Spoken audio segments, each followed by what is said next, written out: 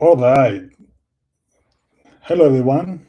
This is Enrico Bonilari with Passive for today's LinkedIn Live about the New York City Energy Conservation Code and how, if you implement passive house strategies, you can meet those new stringent requirements very easily. With me, I have Liliana Espinosa and Parker Mosner from the EMU team. They're going to help me going through this presentation and field any questions. We're going to wait a minute or two before we get started so that everybody can join us. Thank you for your patience. This is one of the first few LinkedIn Live events we've ever had. So if we have any technical difficulties, again, thank you for your patience and let us know in the chat. You should be able to post your comments in the feed of the LinkedIn Live event, and we're going to try to answer the questions as they come through.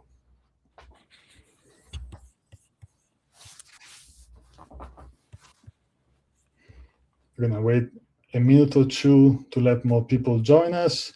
Today's presentation is dedicated to understanding the new stringent requirements for the 2025 New York City Energy Conservation Code and how, if you adopt passive house strategies, you can easily meet these new stringent air sealing requirements.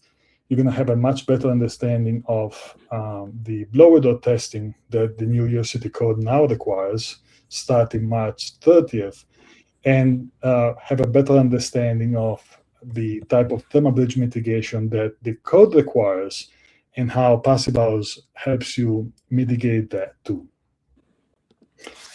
That being said, I'm going to start sharing my screen, unless, do you want to say something? I just want to introduce ourselves, like in the meantime, while we wait for some people to join. I'm Liliana Espinosa. I am an architect from Venezuela. I did my master in Science of Architecture in New York, and right now I'm working to specialize in passive house. I got my passive house trade person certification in 2024, and it's been great to learn a lot about high performance. Parker, do you want to take yourself off mute and introduce yourself?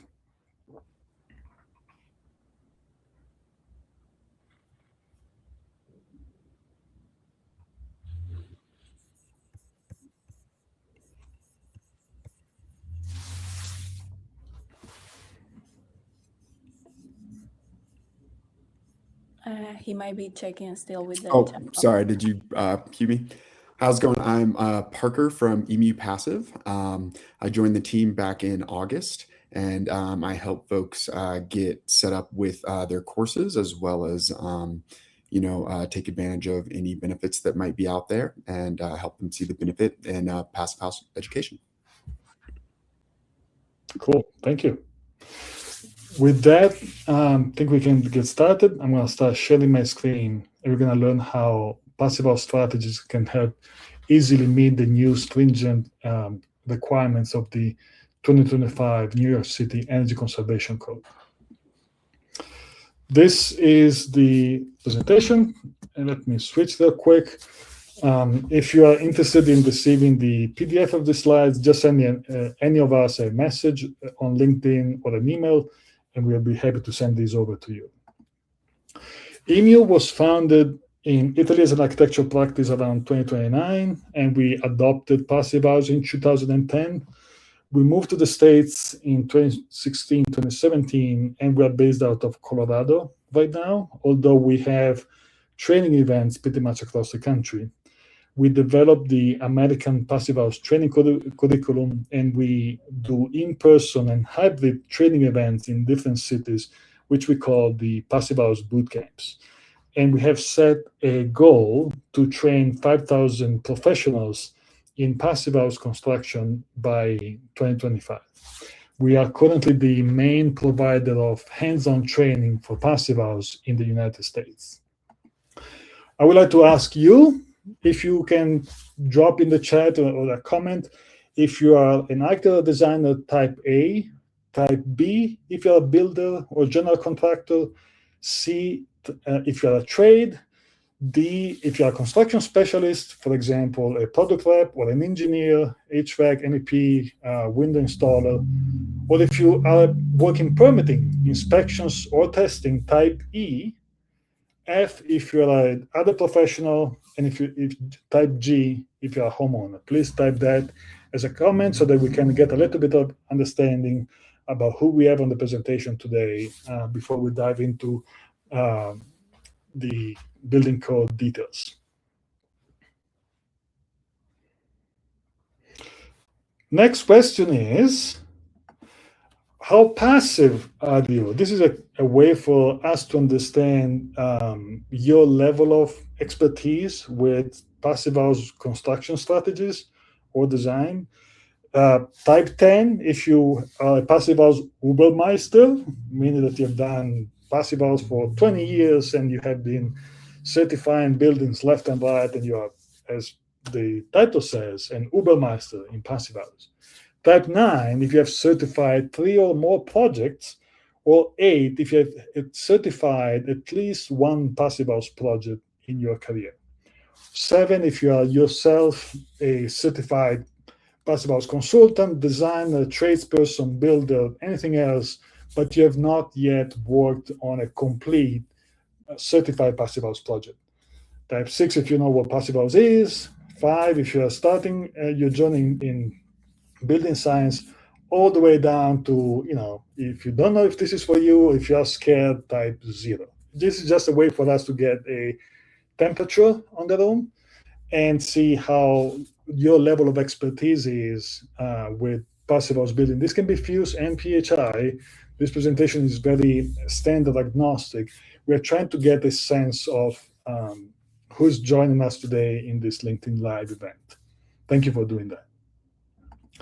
So today we're going to talk about the 2025 New York City Energy Conservation Code and the new stringent requirements that are coming into effect on March 30th.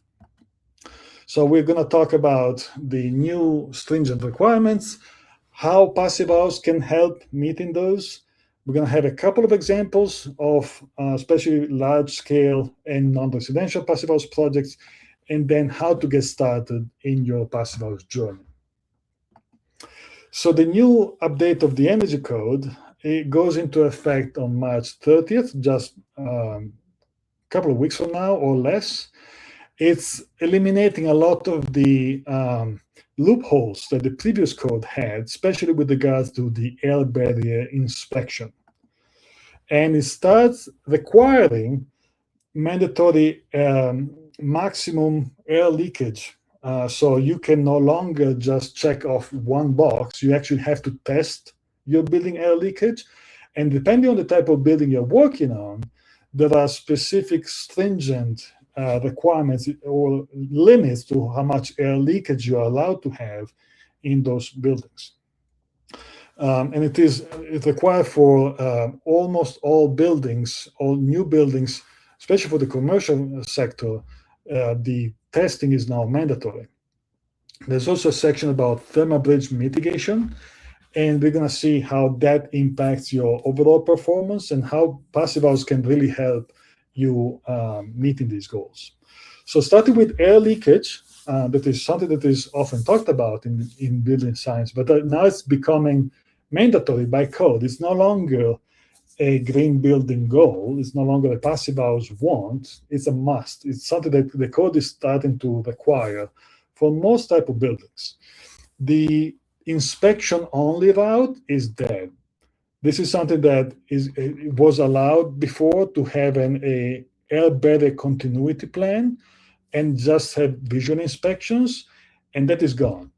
That is no longer a possibility. You're still required to have your air barrier continuity plan, ABCP, on site, but that is just part of the inspection requirements. You are actually required to test the building.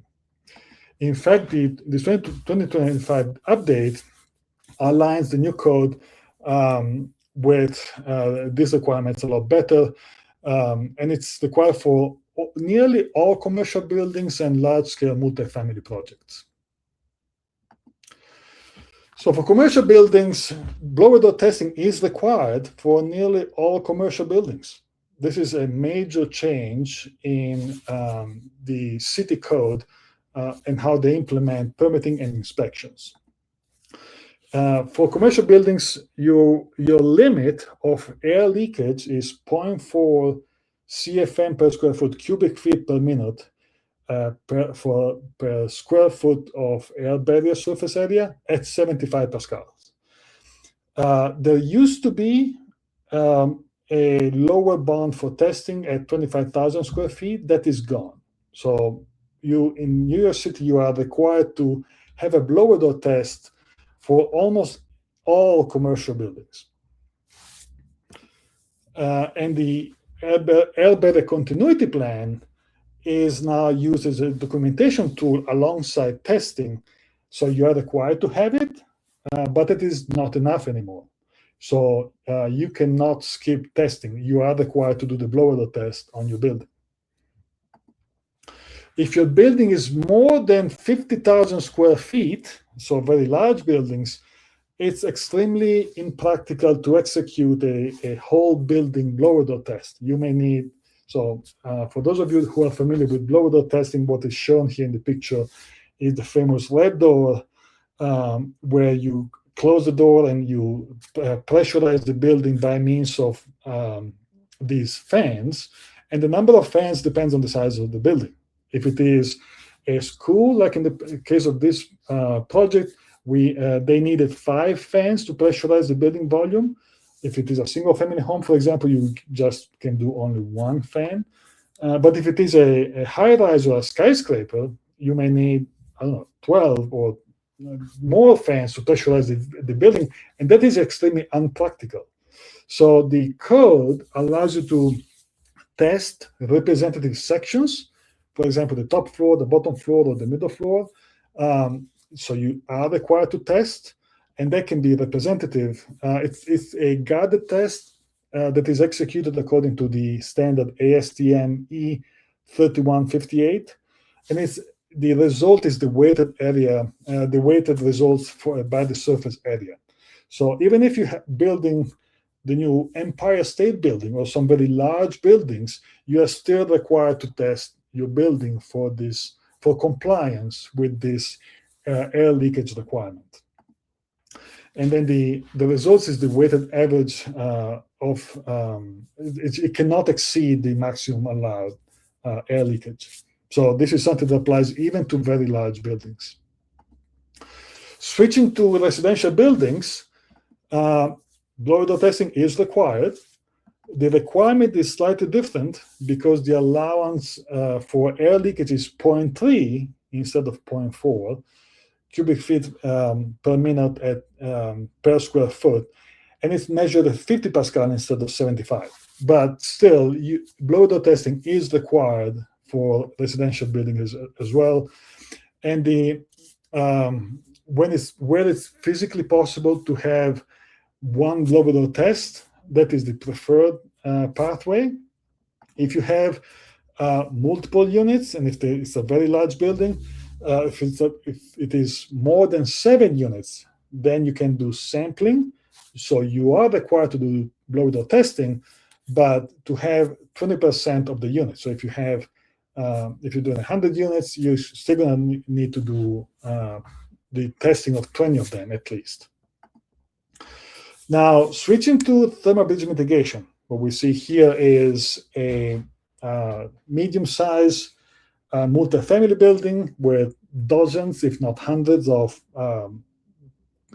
concrete balcony slabs that are not mitigated, meaning that you may have a performance on paper, but that is actually, the building is actually underperforming a lot because of all that thermal bridging. Now, that is no longer allowed with the new New York City Energy Code coming into effect 2 weeks from now. In fact, there's a section C 402.7, that mandates thermal bridge mitigation. It targets different and specific type of thermal bridges, clear field, linear thermal bridges, or point thermal bridges. And for many common details like balconies, you must either provide a structural thermal break with a minimum of an R3, or wrap the entire element in insulation. So this is where the code is taking a significant step in mitigating thermal bridging in a way that it did not before. And this is something that Passive House already does. Passive House already provides us with the solutions to this problem. But the building code, the new New York City Energy Code, is now requiring you to address this problem properly and mitigate this thermal bridging with proper thermal breaks. So examples of thermal bridging, this is something that it does come up in the new inspections. So the code requires visual inspections of those thermal breaks. This is something that you have to have in your design set, and you have to coordinate with your structure engineer, of course, before you even break ground. It's not something you can just put together last minute because they are pouring those slabs on site that day. To give an example of a comparison between the 2020 Energy Code and the 2025 Energy Code, the focus in the 2020 code was insulation thickness, so just your R values or nominal R values, as opposed to in the 2025 code update, we are switching now to the assembly performance. So we are switching from a nominal R value to an effective R value. And that is where you have to account for that thermal bridging effect of structural members, as well as headers, balconies, things like that. The older code left balconies uninsulated, for example. That is very common, but that is no longer be possible in New York City starting for new projects in 2 weeks from now. And there's a mandatory mitigation for thermal breaks that we saw in the previous slide. Some more examples of shelf angles or spandrels that were not really addressed for thermal bridging, or they had ways to be left uninsulated with the old code. And now the new code requires you to actually account for the thermal bridge heat losses, the psi value that you see listed, or the 1.2 times penalty for specific details. But this is the new energy code is really trying to be more accurate in estimating the amount of heat losses through the building envelope by having a much more advanced approach to building science with this thermal bridge mitigation update. Now, let's see how Passive House strategies can help you meet the New York City new energy code. Part of the reason of this is that the more you're getting closer to a high performance building, the more everything matters to actually achieving that performance.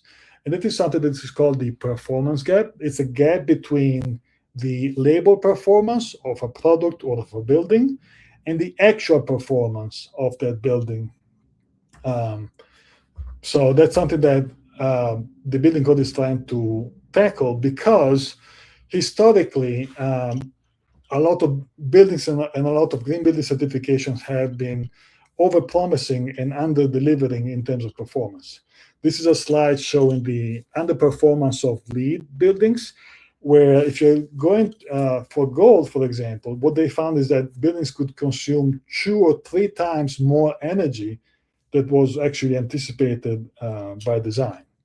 Similarly, this is a study from the UK showing 25 different projects, where in yellow, we have the estimated performance of the building, and in red, it's showing how much more energy those buildings were actually consuming because of the performance gap. So they were either not designed very accurately, their energy performance estimate was not very accurate, or they were built poorly, but that led to those buildings consistently consuming a lot more energy than what it was expected by design, except for the 3 Passive House buildings that we see on the right-hand side of the graph with the green columns. And you can see that the performance gap, so the difference between the design performance and the actual performance, was actually negligible. And so the performance gap was minimized by those buildings being Passive House. Passive House achieves this by the 5 principles that are mostly focused on the building envelope, starting with high levels of insulation, air sealing pretty well, thermal bridge mitigation, and all of these 3 we just talked about for the new update of the New York City Energy Code. Also, Passive House has high performance fenestration and fresh air systems with heat recovery. So these are the 5 principles. And as you can see, they are really in the direction that the New York City Energy Code is going with this new update.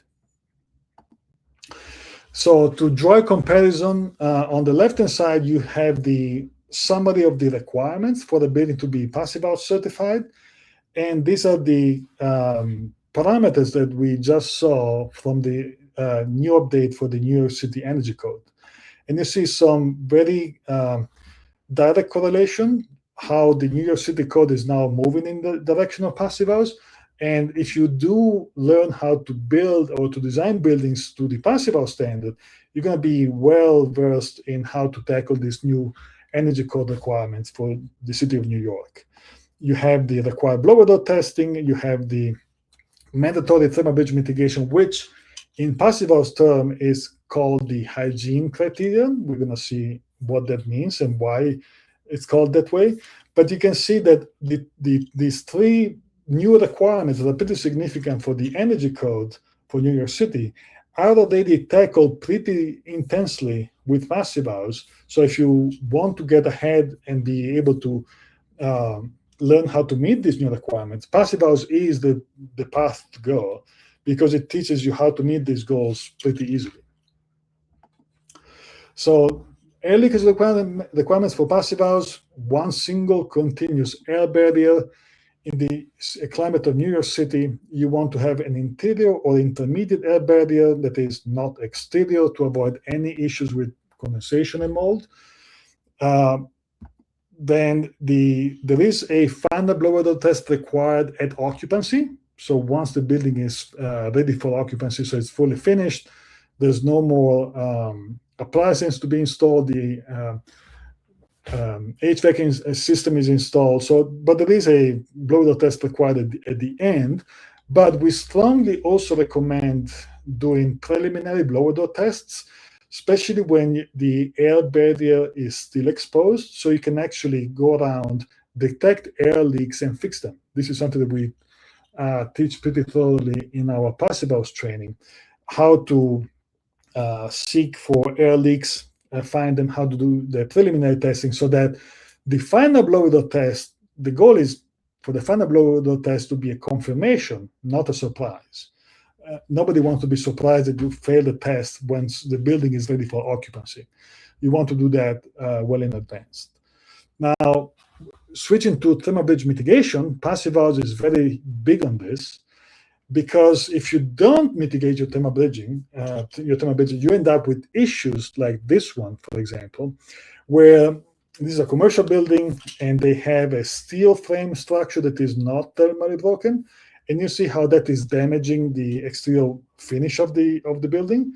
That is because the much greater heat losses cause a different performance in the moisture management of those assemblies, and that is exterior damage.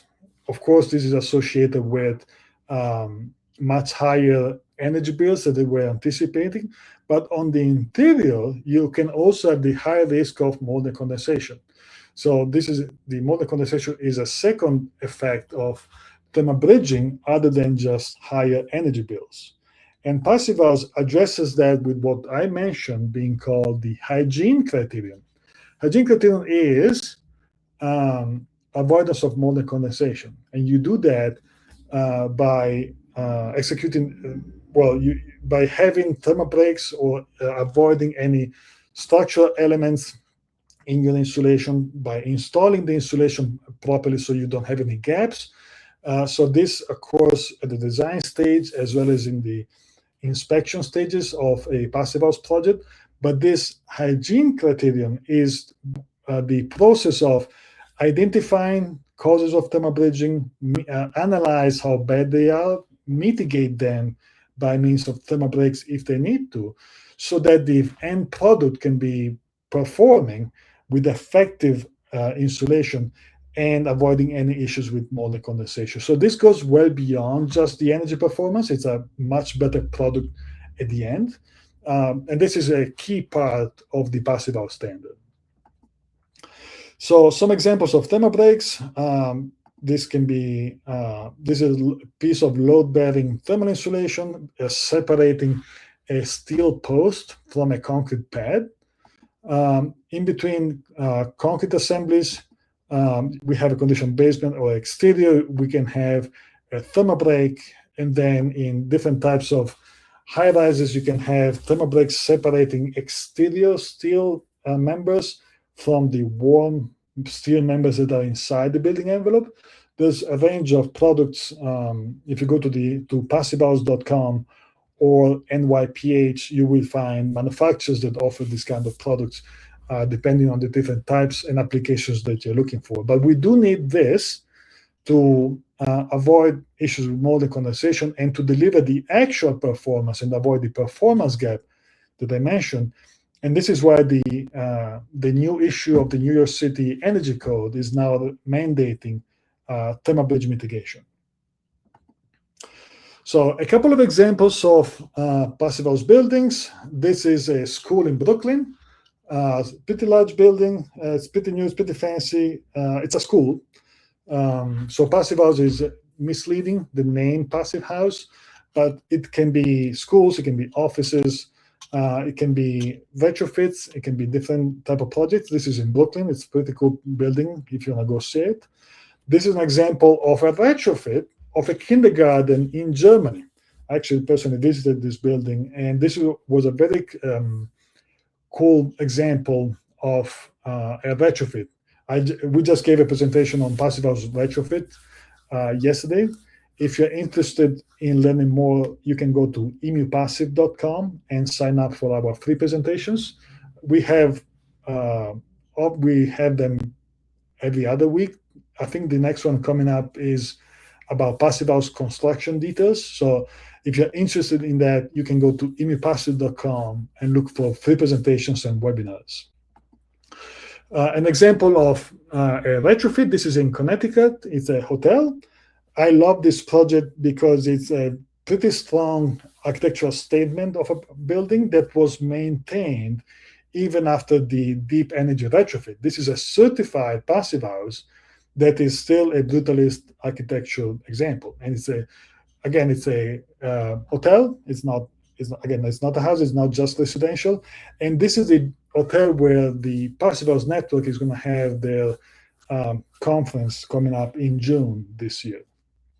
A couple of other examples. This is an office building.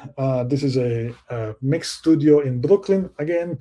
So you can apply the same passive house methodologies to different types of buildings, not just homes or not just multifamily buildings, although that is where the standard is very popular.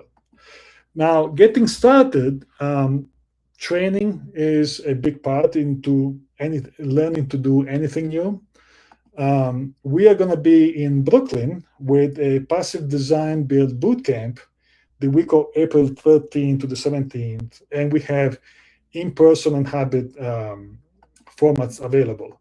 This is open for builders, architects, GCs, tradespeople, architects, designers, other construction professionals, including specs writers, estimators, project managers, project officers, if you work for the city, for example, site supervisors, for people, and other construction professionals. The format includes first 2 days is the building science course. Then we have 2 days of practical hands-on training. And the last day is the passive house certification exam. This is the in-person format. And for the hybrid format, the first 2 days, if you're busy, you can take this training partially in the hybrid format, where you can skip the first 2 days by taking the material in the on-demand before coming in for the hands-on workshop and the certification exam. So this is a pretty cool opportunity we have coming up in Brooklyn. And there are some significant things that you can learn. We have part of that is this is part of the mockup that we have in the class. It consists of commercial assemblies as well as residential assemblies, and you get your hands on thermal insulation. You install an actual triple pane tilt and turn window. So it's a way to bring those requirements to real life and make you really experiment with materials. This is not sponsored. This is just us. So you can come in and try out different types of membranes and airtight tapes without having a salesperson breathing down your neck. And it's a way for you to also connect with other professionals and get to know them as well. We do test the pod. This pod was not on fire. We just filled them with smoke and we pressurized them for everyone to then go around and search and detect air leaks. It's a trial of that preliminary blower door test I was mentioning earlier as a way to meeting those new requirements for maximum air leakage and comply with code without having that been a surprise or the risk of failing that inspection and testing. So we do that smoke test. We heat up the pods. We inspect it with an infrared camera. That's a way to detect thermal bridging and to really verify the thermal bridge mitigation that code now requires in New York City, as well as we do a resiliency test where we let them cool down overnight to see which one stays warm the longest, and that is the winning team. So there's a lot of games and there's a lot of competition that is built into this workshop, and that's pretty cool.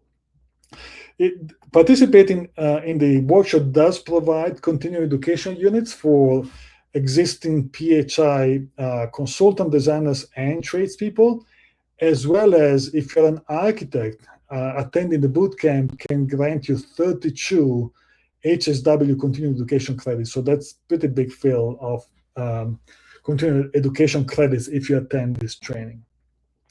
If you want to learn more, I put Parker's email address and phone number here. And please pop a comment in the chat if you'd like to us to contact you. We also have a free info session on April 2nd at 5 p.m. Eastern. You will find the call link on our website, emupassive.com. Look for Passive House events. With that, I'm going to stop sharing my screen and we can see if you have any questions and we can put them in, we can answer them.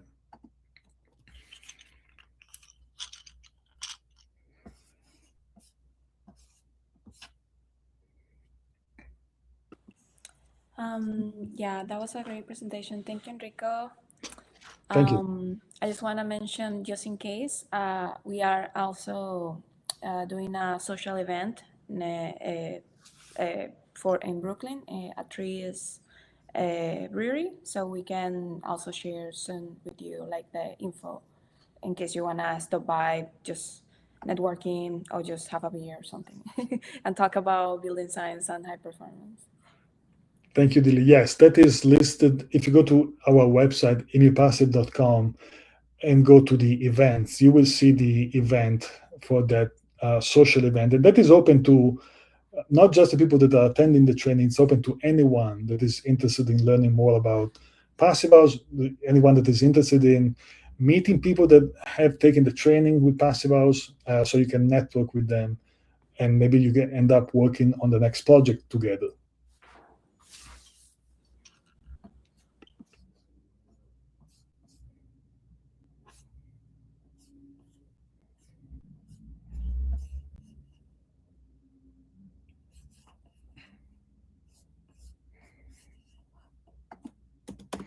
This is where I appreciate everybody's patience in our experience with LinkedIn Live. Oh, hi, Jeremy has a question. We did not address that, but if you want to pop a comment, Jeremy, in the chat, I'm happy to field that. And if you have more details, I would love to learn more about that too.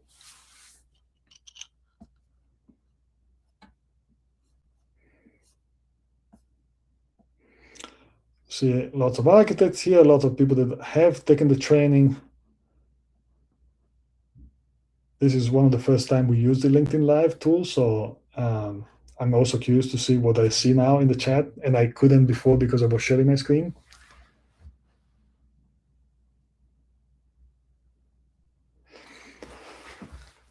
Jesus is asking if a residential building is over a certain square footage, does it have to comply with the commercial requirements? To my understanding, the answer is no. There are specific requirements for residential, and that is the residential part of the code.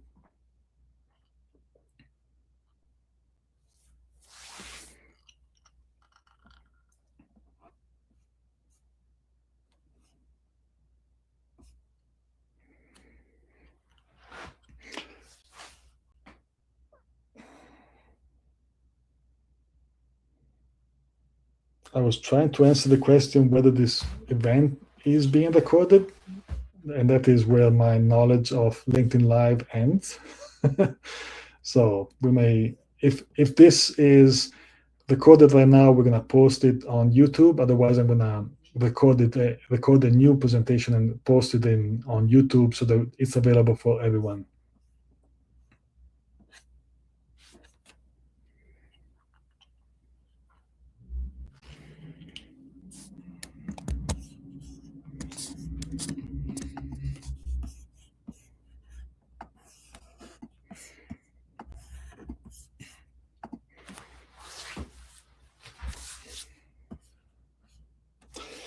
Neil is asking, does New York City represent the highest level of energy efficient requirement in the US, or is becoming more prevalent across the country? That's a great question. Massachusetts is really leading the charge in terms of energy efficiency with the stretch code. So for buildings over 12,000 square feet, adhering municipalities that have adopted the Massachusetts stretch code, which is most of them, you now have to have a certified passive house, which is, in my mind, a few steps further ahead than what New York City is doing right now. But New York City is showing that that is also the direction that the city is going. It's just not as far ahead as Boston or Massachusetts, in my opinion. I would also add that I think it's climate specific. You know, I know up here in Aspen, which is about an hour from me, they have very rigorous city code standards. And they're on par with New York, but different because of climate. Yeah. Yeah, I know that the state of California is this year evaluating passive house certification as an alternative compliance path to Title 24. And that would be voluntary, but there's a lot of movement in different states. It's very much a checkerboard. So different states or different cities are implementing different strategies, of course, but there's a lot of movement in the direction of passive house adoption, whether it is as openly and as clearly as the state of Massachusetts with requiring PHI and FUSE certification for buildings over a certain size, or by allowing alternative compliance like California is evaluating. I know that the state of Colorado is also evaluating implementing a green building code where passive house can be an alternative compliance path.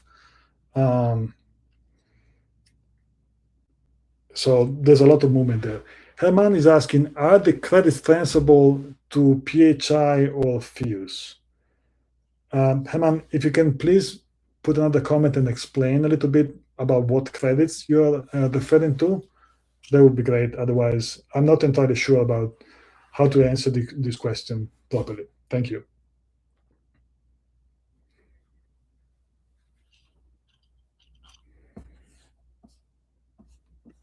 I got a similar question yesterday. On Wednesday in the conference on Javits Center about like in comparison with the other standards, like where passive house was, and we were like, well, I guess it will be in the A+. Yes. Especially like what we mentioned sometimes, it's one of the highest standards. So like if you are running to any of the other green building standards, it will facilitate like any of them, or almost like if it's passive house, it will like most likely to be checking most of the boxes. I always put the same example, the net zero. If if easier to get net zero if you consume way less energy, and that's what passive house will bring you. Yes, the passive house is not perfect, although we like it a lot. Passive house addresses the building envelope and the occupants a lot. It is limited to the building envelope, however.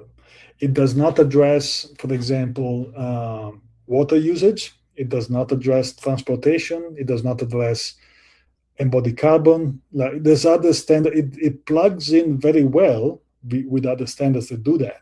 You can get.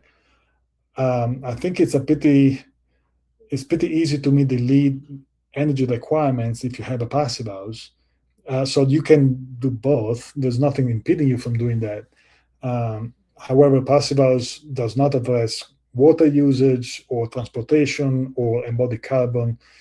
And my experience with passive house is that they want to do a very good job at being very accurate at that. That being the energy performance and the air quality and the health inside the building.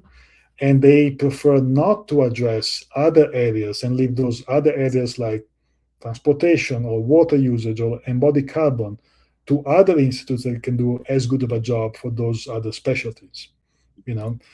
And the conversation in the past few years there's been a lot of focus on embodied carbon, which is great. That is, in my opinion, to be tied to the expected lifespan of a building.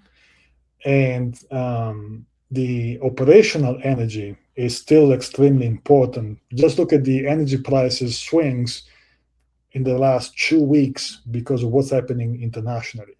If you consume 10 times less energy, that is what we're talking about. We're talking reducing the need for heating and cooling by a 10x factor. So if you need 10 times less energy to operate your building, you're going to be a lot less exposed to changes that you don't have much control over.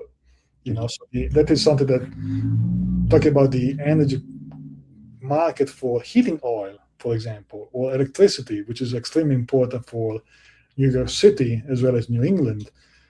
If your heating oil goes up, your cost to maintain and operate the building is going to be extremely more expensive.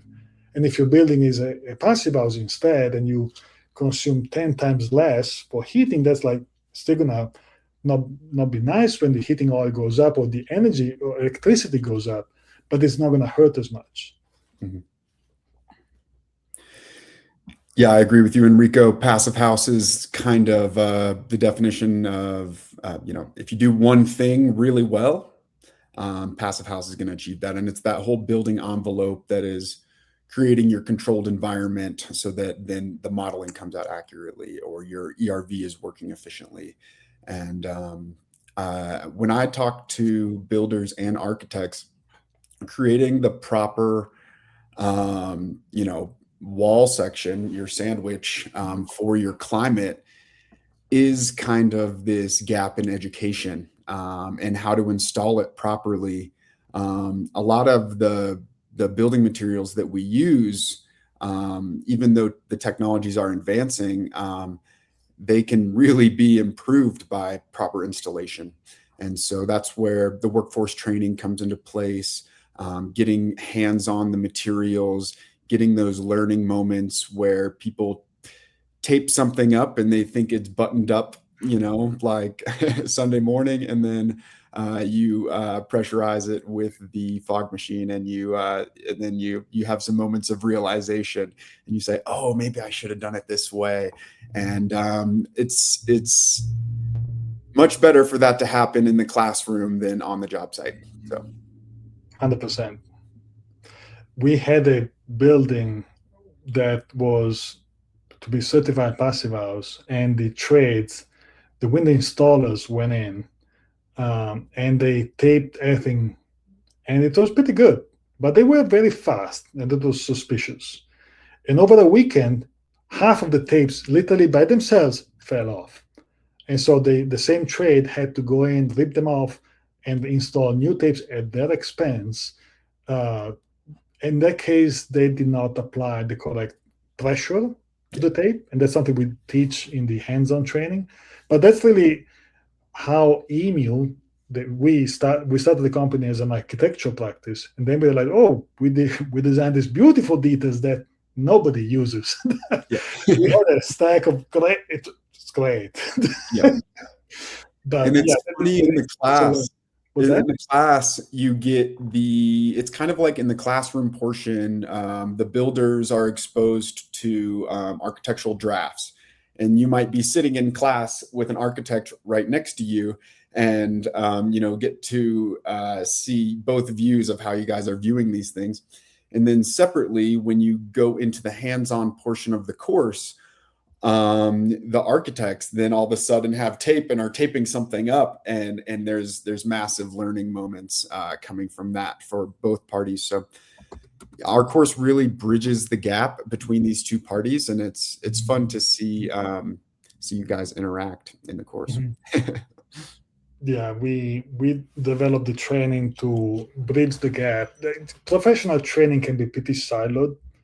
And so you will find the passive house consultant training, and that like separate from the passive house builder training. And a lot of the issue that I've seen, we've been doing passive house for over 15 years. We've done high performance and green building for longer than that.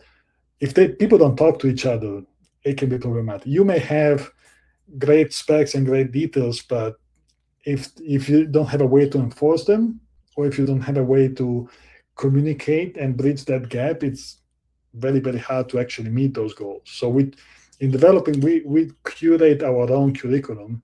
It covers all climate zones of the country. New York City is kind of middle of the road, so it's not that hard, as opposed to Austin, Texas, or Alaska. But we really developed that to bring design and construction together. It's a proprietary passive design build curriculum that we curate, and we're pretty proud of that because it's really years of teaching high performance construction to builders and architects in a way that they learn to talk to each other and they learn to operate together.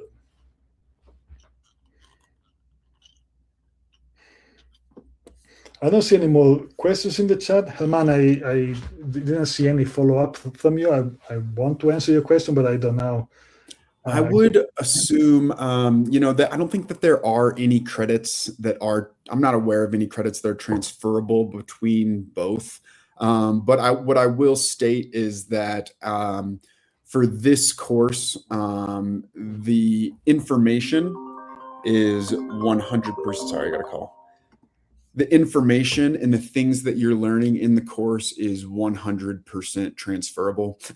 Yeah. And at the end of the day, I believe in both. To be a tradesperson working on a project, the training is not mandatory. Recommended? Yes. Mandatory? No. But it's going to have a better outcome if you have somebody that is properly educated. And the information learned in our course is extremely comparable to, maybe like a CHPB that is on the FIAS side. And I will also say that our course, while it's called CHPT, and that gets a lot of, miscommunication involved because it really is, our course is designed by architects. We have in our textbook, we have so many architectural examples and resources, wall sections that are already proven and already, tested in the field by the projects that we've consulted on. And so while the CHPT tradesperson doesn't necessarily translate in English to something that sounds like it makes sense for architects, it very much so is. And our course is, qualified for the AIA extending credits as well. And so they see it as a valuable resource for architects as well. Thank you, Parker. And to complement what you said, people that take our training end up working on both PHI and Fuse projects alike. The difference between the two standards, PHI and Fuse, comes at the consultant level. Mm-hmm. So if you're trying to do a consulting job on a specific project, you do need to be certified for that specific PHI or Fuse requirement. Mm-hmm. But at the practical level that we really focus on, people that take our training end up working on both PHI and Fuse project interchangeably.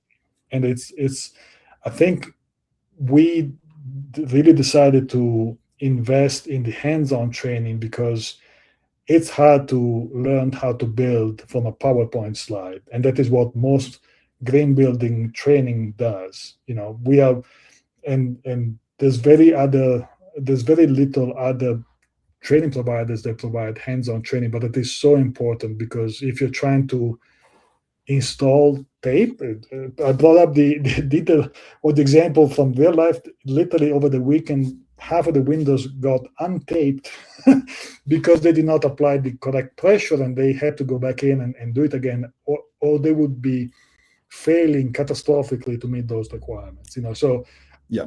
Whichever the path, really focus on the hands-on training because that makes all the difference. Yeah, taping, it sounds simple. You just stick it on, but that's a learning moment in the course, and you'll have 5 to 10 different types of tape to choose from. Each one of them has different application instructions, and not only that, but take that for, all of the windows are a little bit different and all of the insulations are a little bit different. And getting your hands on these materials and getting to learn about, how they interact in the real world instead of just conceptually is huge. Cool. Well, if there's no more questions on the chat, I would like to thank you all for being here today. It was a lot of fun. I'm really excited about this new chapter in New York City and this new requirement that may sound daunting for if you have never done any air sealing or any blower door testing, but with the proper training and the proper approach using passive hours as in your tool belt, it's going to be pretty straightforward for professionals to meet them. So please reach out if you have any questions via LinkedIn or via email, and we look forward to meeting you all in Brooklyn in April. Thank you. Thank you. Thanks, everyone. See you.